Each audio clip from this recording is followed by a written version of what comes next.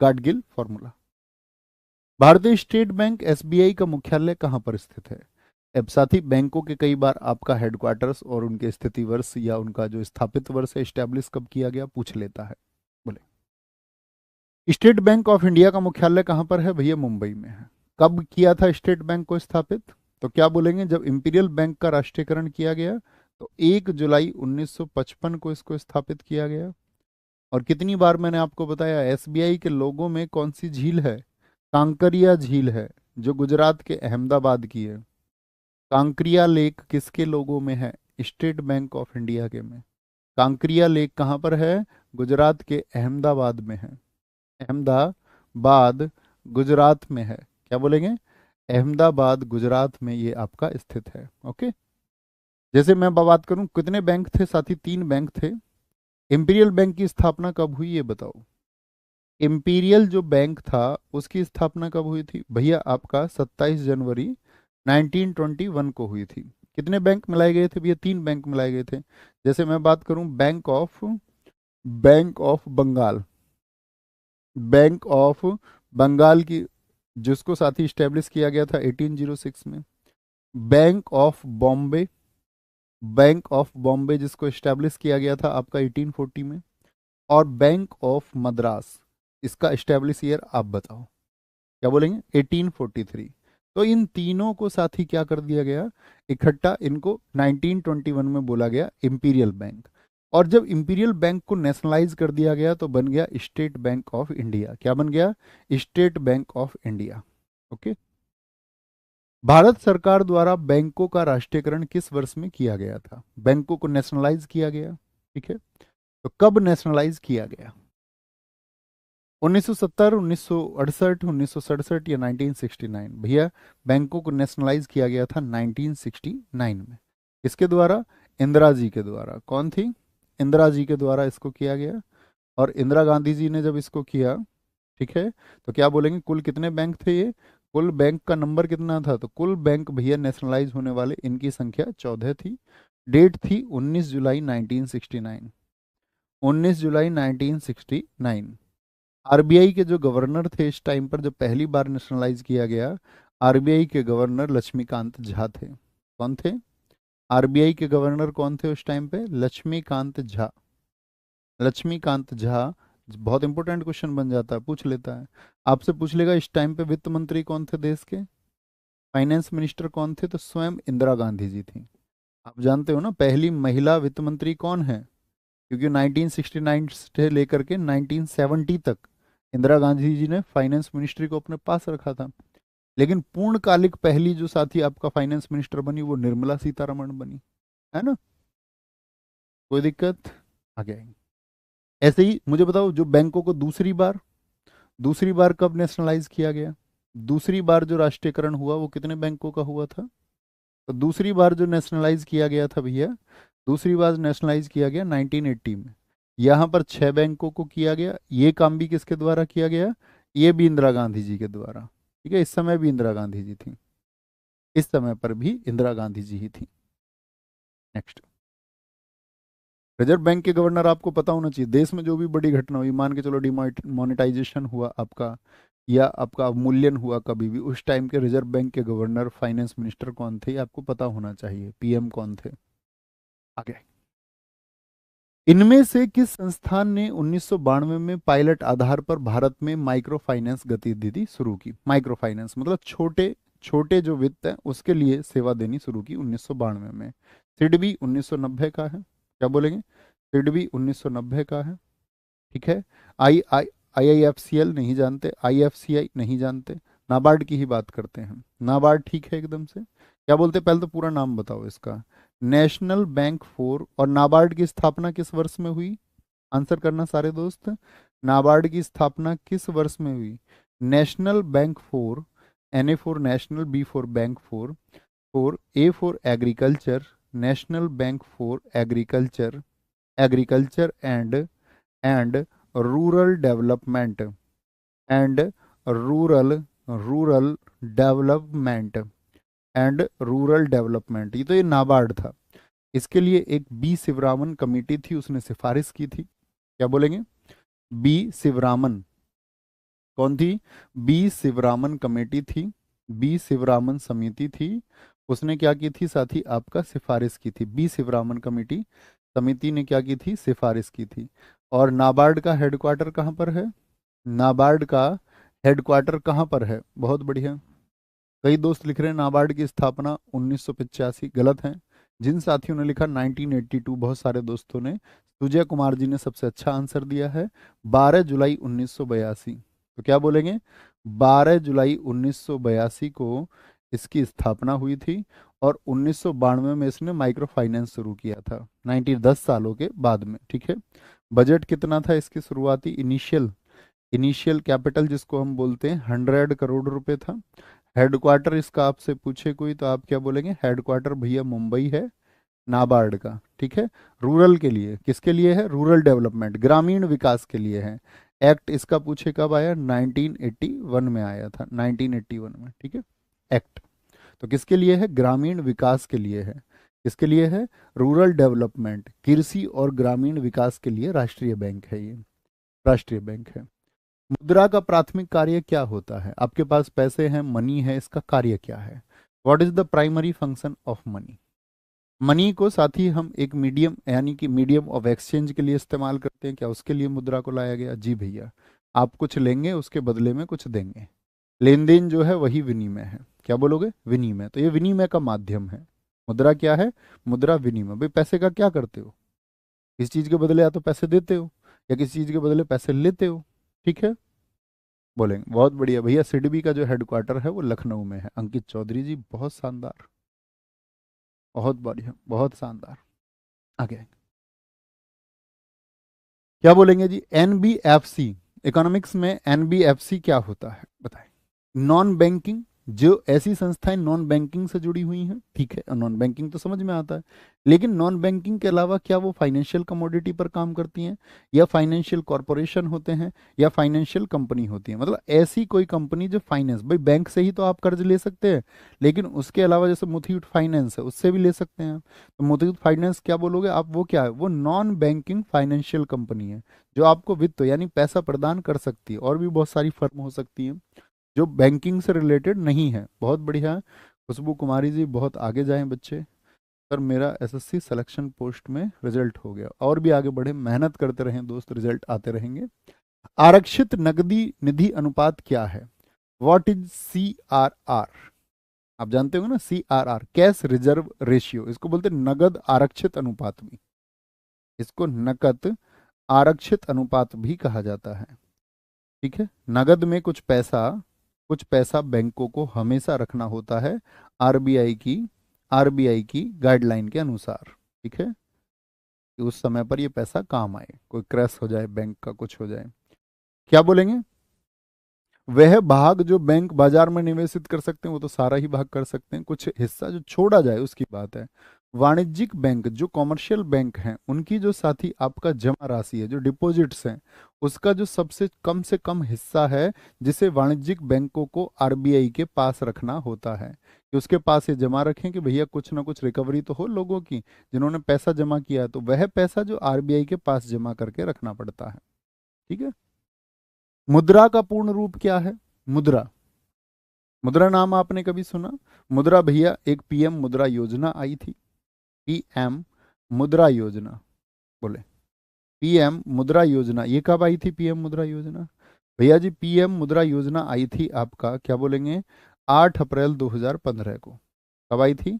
8 अप्रैल 2015 को आई थी। तो इसमें क्या था? Micro units development and refinance agency, medium unit नहीं होंगे, माइक्रो यूनिट डेवलपिंग डेवलपिंग नहीं होगा, मीडियम यूनिट नहीं होते, micro units development and refinance agency. नहीं ये भी गलत है, नहीं ठीक है, रिफाइनेंस है, ठीक है, एकदम से रिफाइनेंस एजेंसी एकदम से सही हो जाएगा। पीएम मुद्रा योजना में अब क्या कर दिया गया अब की बार के बजट में? जैसे जो चाइल्ड लोन था, शिशु लोन था, उसको कितना कर दिया गया है? चाइल्ड लोन को साथ ही आपका 1 लाख रुपए कर दिया गया है। पहले कितना होता था?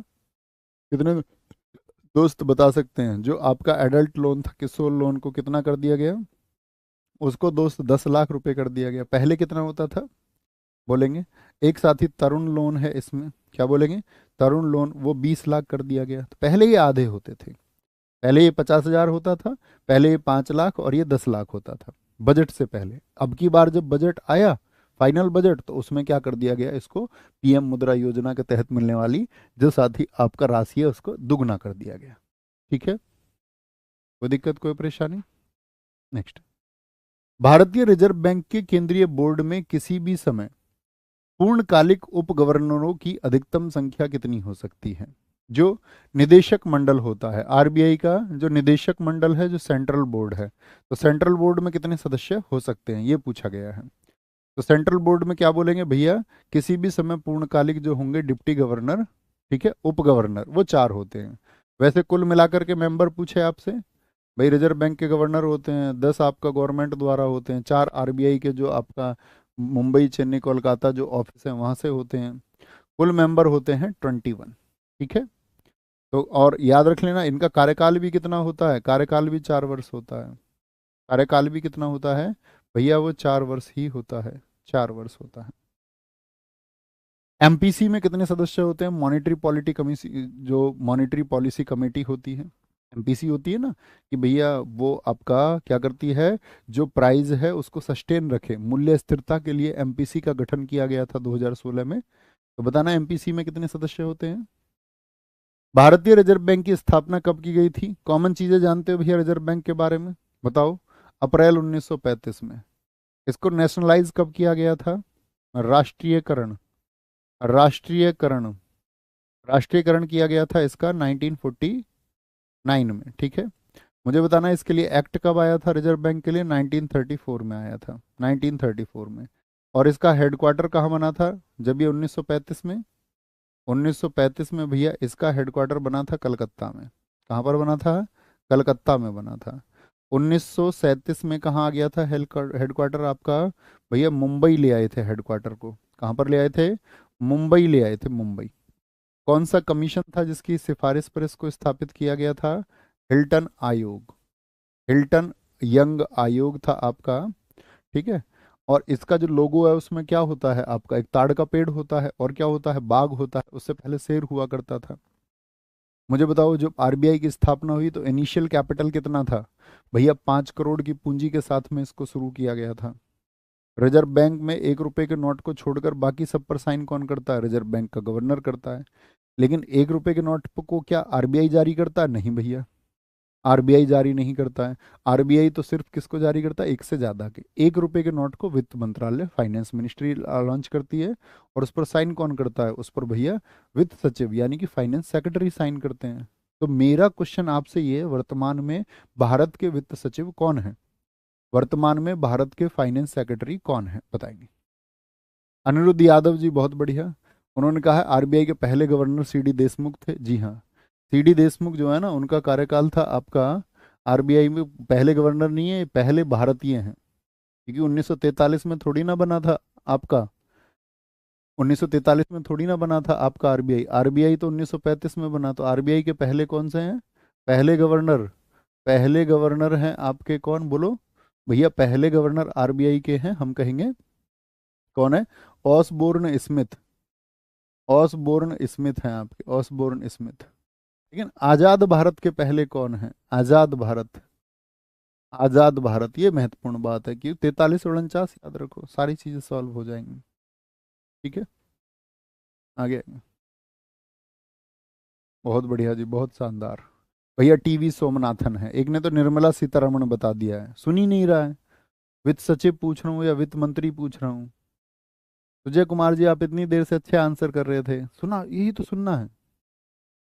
ओके, निम्नलिखित में से सिडबी का पूर्ण रूप क्या है, आपको बताना है सिडबी की स्थापना कब हुई थी। तो क्या बोलेंगे, small industries development board of India, क्या बोलेंगे, small industries development, development board बोले या बैंक बोले, एक ही बात है। तो बैंक ऑफ इंडिया, अगर बैंक का इस्तेमाल हुआ, बोर्ड का इस्तेमाल हुआ, तो बोर्ड ऑफ इंडिया। तो बैंक ही बोलेंगे तो ज़्यादा सही है कि इस किसके लिए होता है, स्मॉल इंडस्ट्री, लघु उद्योगों के विकास के लिए भारतीय बैंक। तो small industries and domestic bank होगा, नहीं जी। स्मॉल इंडस्ट्री इंटर होगा, ठीक है, नहीं जी। Small industries development bank of India होगा, जी भैया, यही हो जाएगा। स्थापना हुई थी इसकी, कब हुई थी इसकी स्थापना, कब इसको इस्टेब्लिश किया गया था, इसको जो इस्टेब्लिश किया गया है दोस्त, वो किया गया है आपका 2 अप्रैल को। क्या बोलेंगे? 2 अप्रैल 1990 को। हेडक्वार्टर हमारे एक प्यारी गुड़िया ने अभी बताया था कि भैया इसका जो हेडक्वार्टर है वो लखनऊ में है। कहाँ पर है? वो लखनऊ में स्थित है। इसके लिए एक्ट पूछ ले कब आया था सिडबी के लिए? तो स्थापना से 1 वर्ष पहले 1989 में आया था। आपसे पूछ ले दोस्त ऐसे ही सेबी के बारे में, सेबी बड़ा पूछा जाता है। सेबी को कब इस्टेब्लिश किया गया था? भैया 1992 में किया गया था। क्या बोलोगे? 1992 में किया गया था। ठीक है, ये बात आपको पता होनी चाहिए।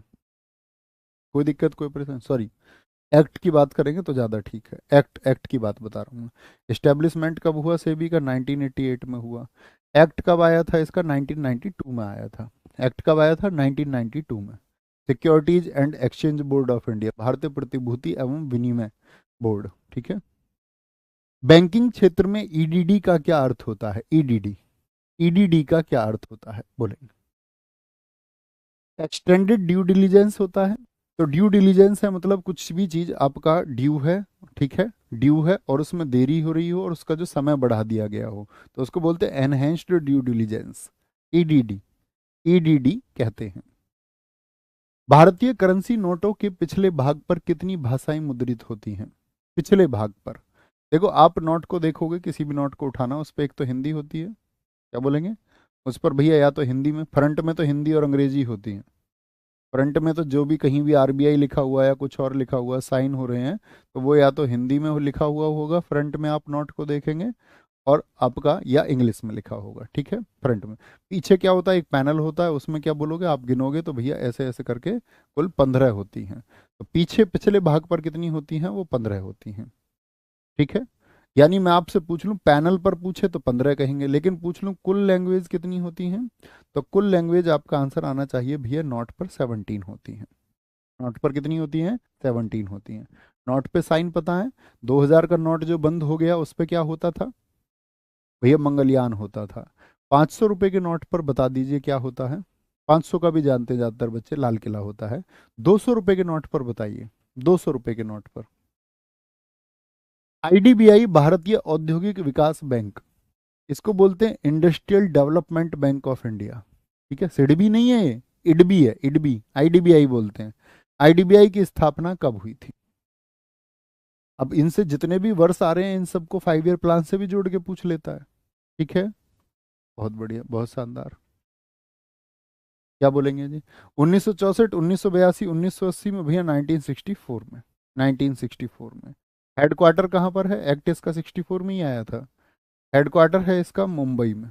क्या बोलोगे? मुंबई में इसका हेडक्वार्टर है। बैंकिंग के क्षेत्र में एसएलआर, एसएलआर का पूर्ण रूप क्या होता है? तो ये क्या होता है? इसको बोलते हैं सांविधिक तरलता अनुपात।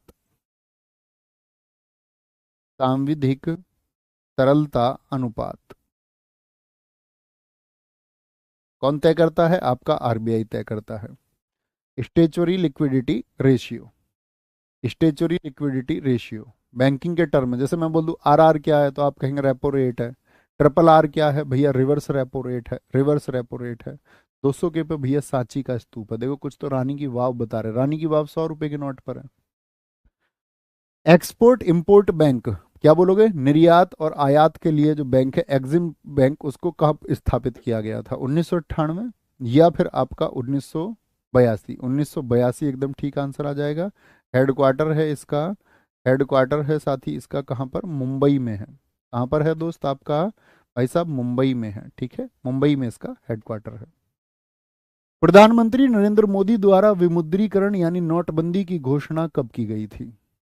प्रधानमंत्री नरेंद्र मोदी द्वारा विमुद्रीकरण यानी नोटबंदी की घोषणा कब की गई थी? बोलेंगे जी 8 अक्टूबर 2016 को, या 8 नवंबर 2016 को, या 8 सितंबर को? तो आप कहेंगे भैया ये जो घोषणा हुई ये हुई थी 8 नवंबर 2016 को।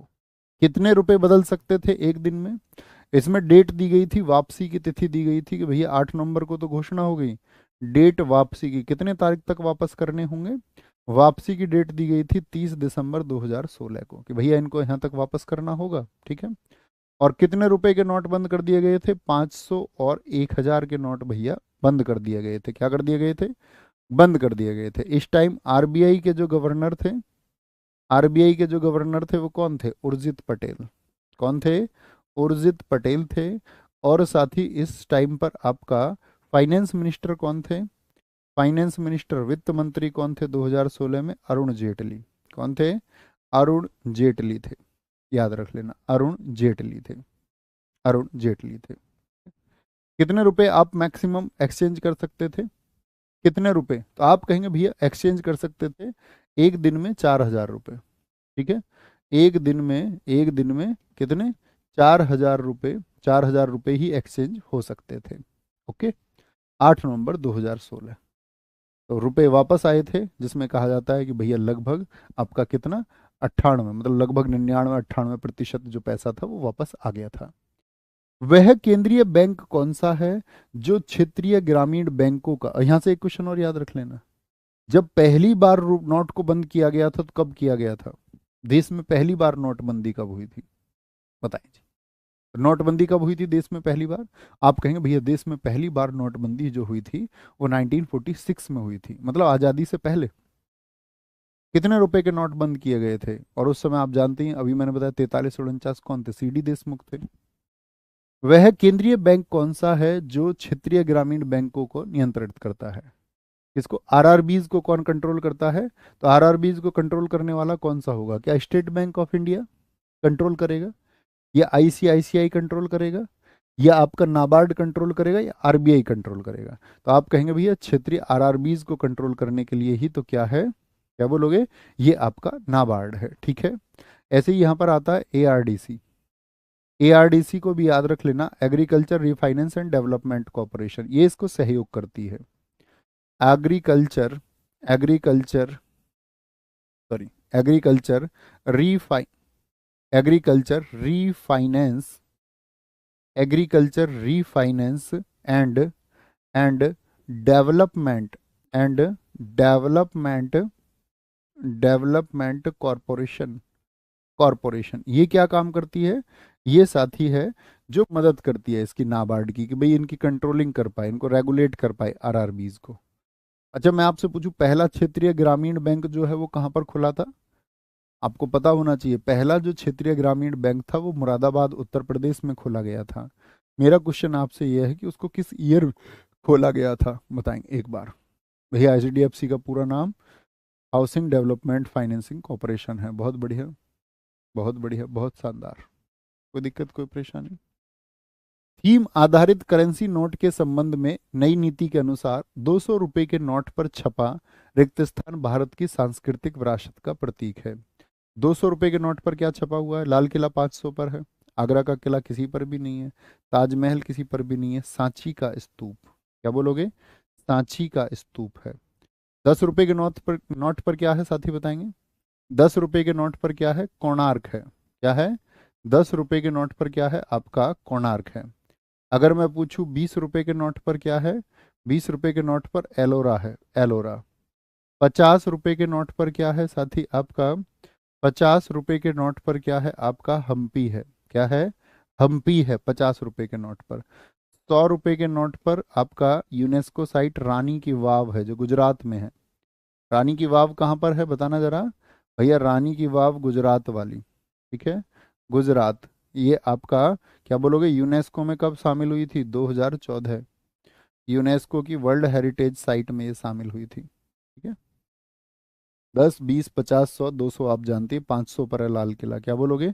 500 पर है भैया लाल किला। ओके, 200 रुपए के नोट में कितनी साथी आपका कोणीय ब्लेड होती हैं? एंगुलर ब्लेड कितनी होती हैं? एंगुलर ब्लेड से मतलब होता है, ये नोट है आपका, और नोट पे आपने देखा होगा इधर जो खाली जगह है इस पे एंगुलर ब्लेड होती हैं।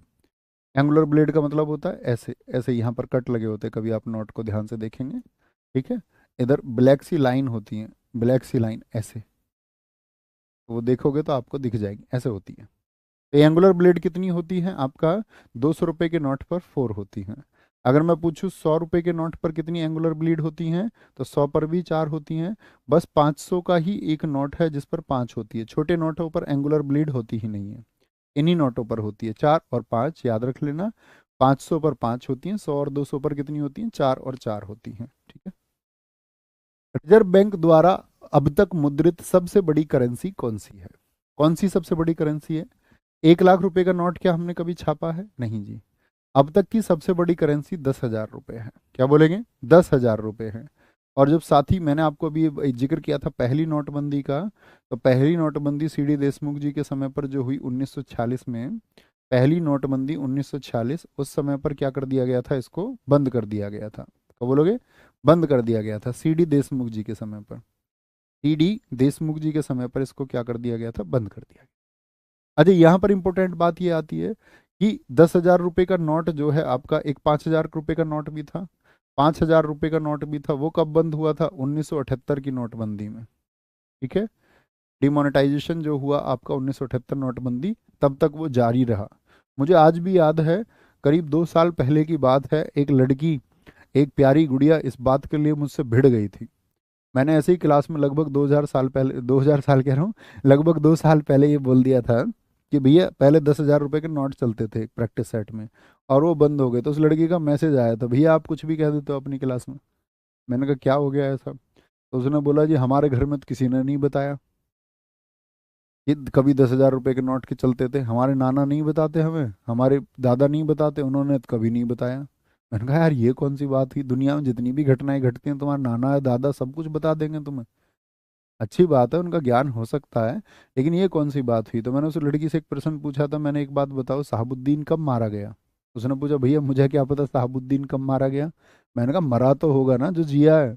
अब तुम्हारे नाना ने या तुम्हारे दादा ने नहीं बताया तो बताओ शहाबुद्दीन क्या मरेगा नहीं? तो उस टाइम बड़ी हंसी आई थी इस बात को लेकर के। ठीक है सर, आप बोल रहे हैं कोई दिक्कत परेशानी पूछ रहे हैं, पूछ रहे हो, पर मैं परेशानी बता रही हूँ, आप तो देख ही नहीं रहे हो। बेटा इतनी देर में परेशानी लिख देते। बच्चों परेशानी लिखो, परेशानी क्या है? ठीक है, ऐसे कमेंट चले जाते हैं, किसी किसी पे नजर आती है। ये जो भाई साहब यहाँ बैठे हुए हैं ना, ये जिसको रोक देते हैं वो दिखता है, हमें तो दिखता भी नहीं कुछ, ये जो दिखा दे वो हमें दिखेगा। बताओ जी। आईएफएससी, आईएफएससी कोड क्या होता है? आपने बैंकों में अक्सर देखा होगा, जैसे एमआईसीआर होता है चेक पर, magnetic ink character recognition code होता है वो। ऐसे ही एफएससी क्या होता है? क्या बोलेंगे? इंटरनेशनल फाइनेंसिंग सिस्टम कोड होता है क्या? या इंडियन फाइनेंशियल सिस्टम कोड होता है? या इंटरबैंक होता है? नहीं भैया, इंटरबैंक तो होता नहीं, बैंकों के बीच में थोड़ी। इंडियन फाइनेंशियल सिस्टम कोड ये बराबर होता है, हर बैंक का हर अकाउंट का होता है एफआईसी कोड। ठीक है, ब्रांच को लेकर के। निम्नलिखित में से भिन्न ज्ञात करें। ईसीएस क्या होता है? ठीक है, ईसीएस होता है इलेक्ट्रॉनिक क्लियरिंग सर्विसेज।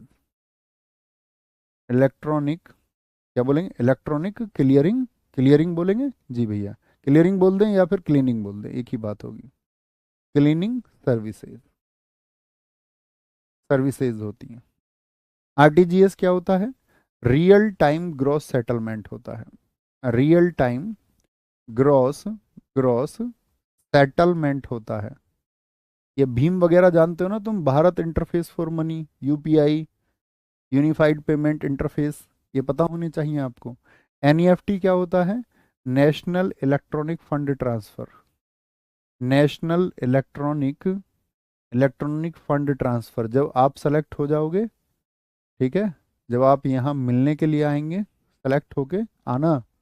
ईएमआई क्या होता है? ये होता है इक्विली, इक्विटेड होता है, इक्विटेड बोल दे, या इक्वल मंथली इंस्ट्रूमेंट होती है, कैसे बोल सकते हैं इसको? इक्वेटेड मंथली, क्या बोलोगे? मंथली इंस्टॉलमेंट होती हैं, इंस्टॉलमेंट्स होती हैं। ठीक है, तो इसमें से सबसे अलग कौन सा है? वो ईएमआई है। देखो ईएमआई, क्योंकि ईएमआई क्या है साथी? वो आपका इंस्टॉलमेंट है। ये सब आपका पैसे ट्रांसफर करने की स्कीम है। जब आप साथी किसी तरह से इलेक्ट्रॉनिक रूप से पैसा भेजते हैं तो ईसीएस। जब आप किसी के खाते से, जैसे आपको मान के चलो 2 लाख रुपए से ज्यादा भेजने हैं किसी के पास, 2 लाख रुपए से ज्यादा, क्योंकि आरटीजीएस की जो मिनिमम लिमिट है ना, मिनिमम लिमिट है, आरटीजीएस की मिनिमम लिमिट कितनी है? वो 2 लाख रुपए है। मैक्सिमम कितना भी, जितना तुम्हारे खाते में, 10 करोड़, 20 करोड़, 30 करोड़ एक बार में भेज दो, तुम्हारे खाते में होना चाहिए। एनईएफटी क्या होगा साथी? इसकी मिनिमम लिमिट क्या होती है? एनईएफटी की मिनिमम लिमिट क्या होती है? मैक्सिमम लिमिट तो होती नहीं, इसकी मिनिमम लिमिट भी नहीं होती। मिनिमम लिमिट सबकी 1 रुपया होगी, 1 रुपया। जैसे आपका अगर बात करें यूपीआई की कितनी लिमिट होती है? जो आपका क्या बोलेंगे, यूपीआई, यूनिफाइड पेमेंट इंटरफेस जो होते हैं, फोन पे, पेटीएम, मैक्सिमम 5 लाख रुपए तक, और मिनिमम इनका भी क्या होता है, 1 रुपये से शुरू हो जाता है। ठीक है, इसकी मिनिमम लिमिट है, मैक्सिमम लिमिट इन दोनों की कुछ नहीं है, बस इसकी मैक्सिमम लिमिट है आरबीआई द्वारा 5 लाख रुपए। क्या बोलोगे, 5 लाख रुपए ये मैक्स है।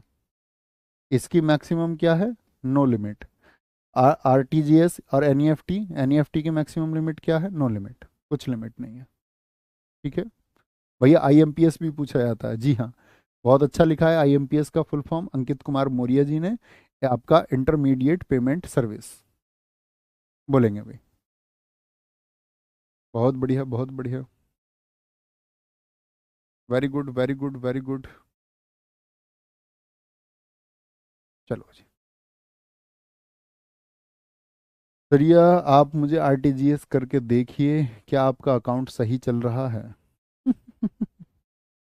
ये सही है, कम से कम तो हो। तो चेक करना होगा तो भाई आईएमपीएस पे चेक नहीं कर लेंगे, इमीडिएट पेमेंट सर्विस पे, एनईएफटी पे चेक कर लेंगे, आरटीजीएस पे ही चेक करना है। ये देखो, बीपीएलआर का पूरा नाम क्या है? बेंचमार्क प्राइम लेंडिंग रेट होता है, बिलो पॉवर्टी लेंडिंग रेट होता है, बिलो पॉवर्टी लाइन रेशियो होता है, बेस प्राइम लेंडिंग रेट होता है, बेस प्राइम।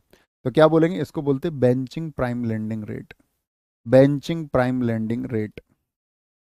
ठीक है सर जी, पीएनबी का हेडक्वार्टर कहाँ पर है? रविंद्र जी मेरे दोस्त, मैंने आपको क्या सिखाया है कक्षाओं में, मैंने कहा जो तुम नहीं जानते उसको लिख लिया करो। भैया जो है, ये मुझे जानना है, और नहीं जानना होता तो फिर क्या करोगे? या तो छोड़ दो उसको, जानना है तो कॉपी पे लिख लिया करो। मैंने आपको हिंट दे दिया कि बैंकों के हेडक्वार्टर, टीचर काम किया गाइड करना, बैंकों के हेडक्वार्टर पूछे जाते हैं, तो आपको सोचना अब, अच्छा कौन कौन से बैंक के हेडक्वार्टर पूछे जा सकते हैं। इसीलिए तो मैं कहता हूँ कि सेल्फ रिसर्च कीजिए थोड़ी सी, हमेशा अपने नोट्स को लेकर के जब आप पढ़ रहे हैं तो सोचिए कुछ और उससे रिलेटेड, तभी आप एक बेहतरीन जीएस बना सकते हैं। ठीक है, कौन भारत सरकार की मौद्रिक नीति को तैयार करता है? जहां भी मैं देख लूंगा इसकी डेट एकदम से 10 जनवरी 2020 ही होनी चाहिए।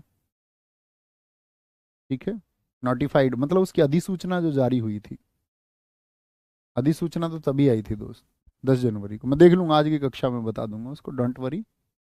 मौद्रिक नीति को कौन तैयार करता है? तो एमपीसी को तैयार करता है आपका आरबीआई के गवर्नर। क्या बोलोगे, आरबीआई के गवर्नर करते हैं। कौन करेंगे, आरबीआई के गवर्नर। कब हुई थी आपका, 27 जून 2016 को एमपीसी का गठन हुआ था। इसका, एमपीसी का मॉनेटरी पॉलिसी कमेटी बोलते हैं, इसको क्या बोलते हैं, monetary, monetary policy committee, monetary policy committee इसको, कमेटी इसको बोलते हैं। यानी क्या बोलते हैं इसको, मौद्रिक नीति समिति कहते हैं, मौद्रिक नीति समिति इसको कहा जाता है। और कितने सदस्य होते हैं इसमें? इसमें भैया 6 मेंबर्स होते हैं टोटल।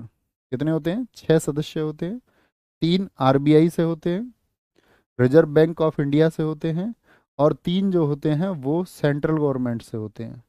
किससे होते हैं, केंद्र सरकार से होते हैं, केंद्र सरकार से होते हैं। ठीक है, 1929 की महामंदी इनमें से किस क्षेत्र में गुजरी थी? महामंदी मतलब पूरी दुनिया पर जिस मंदी का प्रभाव पड़े, एशिया, दक्षिण कोरिया, यूरोप या उत्तरी अमेरिका। कहाँ से शुरू हुई थी दोस्त? अमेरिका से शुरू हुई थी वैश्विक महामंदी। इसको क्या बोलेंगे, आपका जो भी आपका ग्लोबली डिप्रेशन आ जाए, मतलब अर्थव्यवस्था कमजोर हो जाए, दुनिया बहुत कमजोर हो जाए। ऋतिक जी बहुत थैंक यू। ठीक है, बहुत बढ़िया। शुभम मलाकर जी ने बहुत अच्छा लिखा है, बहुत अच्छा लिखा है भैया। उन्होंने लिखा है, खुद से बड़ा टीचर कोई नहीं होता। ये बहुत अच्छी बात आपने लिखी है, और ये सत्य बात है।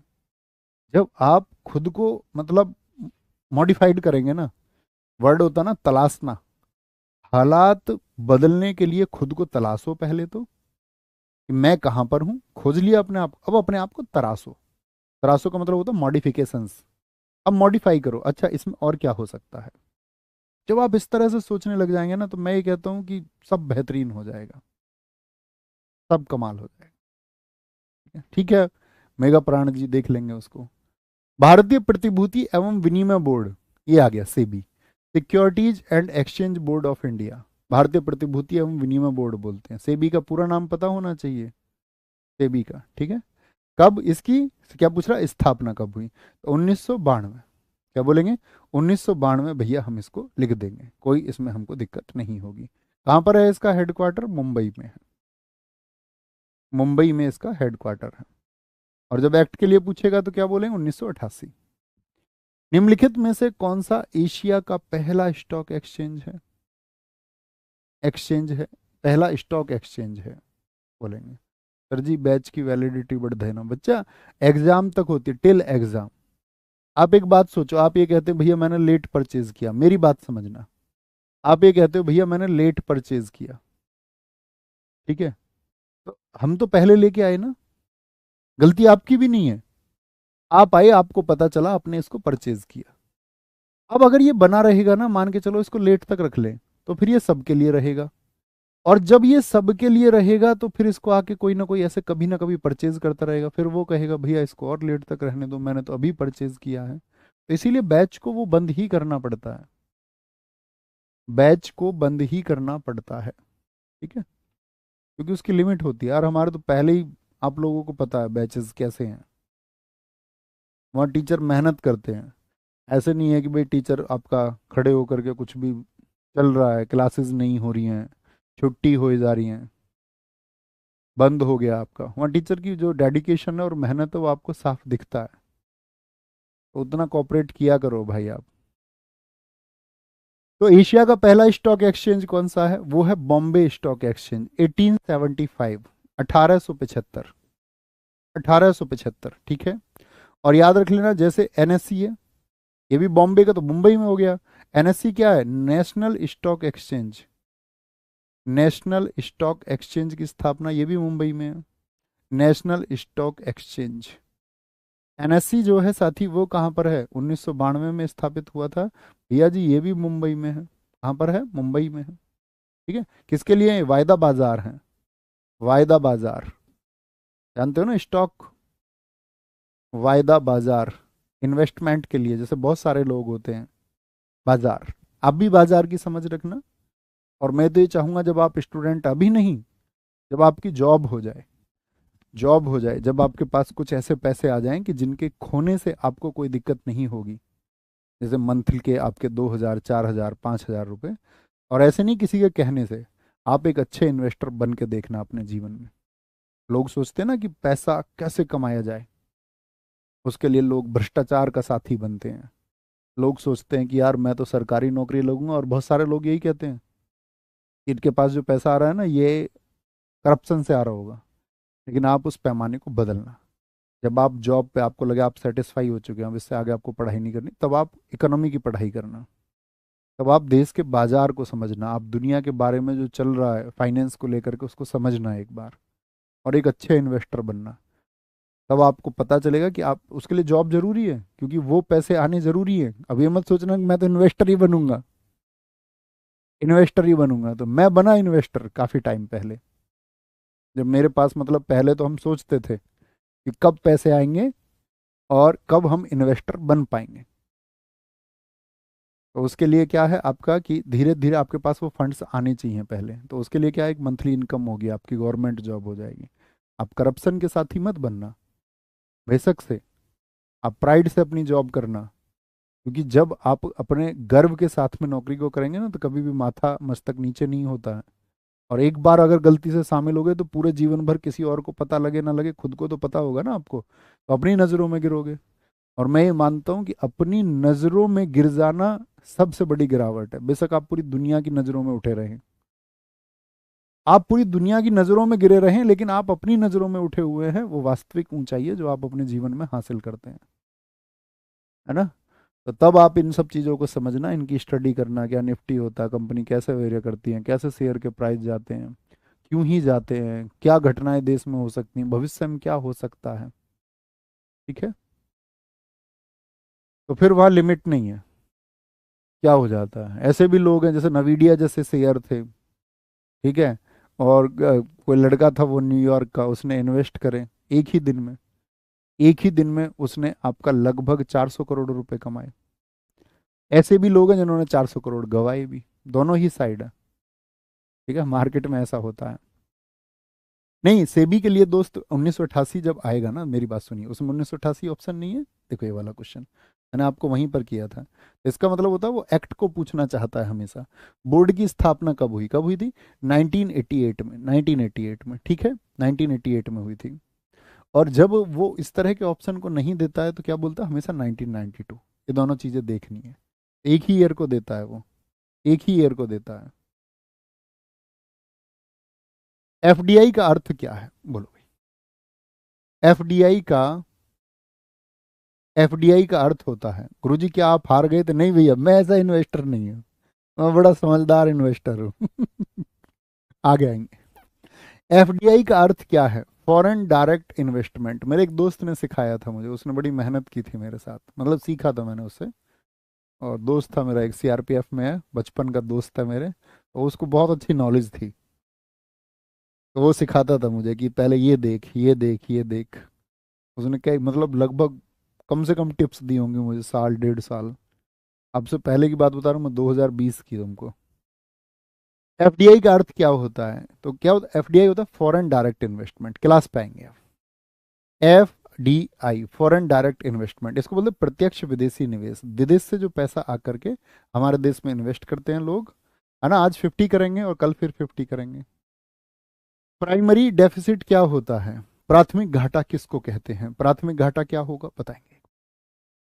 राजकोषीय घाटा और साथ में साथ ही ब्याज का संतुलन, या राजकोषीय घाटा में से हम आपका जो इंटरेस्ट है उसके पेमेंट को घटा दें। तो क्या होता है? राजकोषीय घाटा, जितना भी हमको घाटा हुआ है, ठीक है, पूरे देश को, उसमें से अगर ब्याज के भुगतान को घटा दिया जाए तो प्राइमरी डेफिसिट निकलता है। राजकोषीय जो नीति होती है किसी भी देश की, जो फिस्कल पॉलिसी है, मतलब हम अपने देश की बात करेंगे, तो इसका फिस्कल पॉलिसी किसकी नीति होती है? गवर्नमेंट की होती है, जिसमें सरकार को सब कुछ देखना होता है। आरबीआई नहीं, ना आरबीआई ना नाबार्ड, क्या बोलेंगे, जिसमें गवर्नमेंट को देखना होता है कि कैसे हम अपने देश को स्थिरता दे सकते हैं, स्टेबिलिटी दे सकते हैं, क्या खर्च है, कहाँ पर खर्च करने होंगे, कितना घाटा चल रहा है, कितना पैसा है, कितना कर्ज है, इस सब का एनालिसिस करना होता है। ठीक है, कोई दिक्कत, कोई परेशानी? तो अपना ख्याल रखिए बहुत सारा, और कल फिर 50 प्रश्नों को करेंगे। और जल्दी ही एग्जाम भी दोस्त आपका आने वाला है, कल लास्ट कर देंगे इसको। और बस ऑल द बेस्ट कह सकता हूँ कि जो साथी ब्राइट माइंड के स्टूडेंट हैं वो जल्दी सफल होंगे, बहुत अच्छे से होंगे। जो ब्राइट माइंड के स्टूडेंट नहीं है, मेहनत करके खुद को ब्राइट माइंड आप भी बनाइए। और अभी आपको लगता है कि आप पीछे हैं, तो पीछे होने से मतलब नहीं होता है, सतत परिश्रम से मतलब होता है। एक कंटिन्यूअस वे में आप आगे बढ़ रहे हैं, ये बड़ी बात होती है। कहते हैं ना कि धीरे धीरे ही चलें पर रुकना नहीं है। तो जब वो हैबिट हो जाएगी तो धीरे धीरे आप भी सफलता के पास तक पहुंचेंगे। तो सक्सेस तो मिल जाती है, ये किसी भी फील्ड में मिलेगी, लेकिन उसके लिए आपकी नेक नीयत, मेहनत, ईमानदारी, ये सारी चीज़ें उसमें शामिल होनी चाहिए, तो आप चमकेंगे और सबसे ज़्यादा चमकेंगे। ख्याल रखिए अपना बहुत सारा, मिलते हैं कल। थैंक यू, नमस्ते, जय हिंद, जय भारत।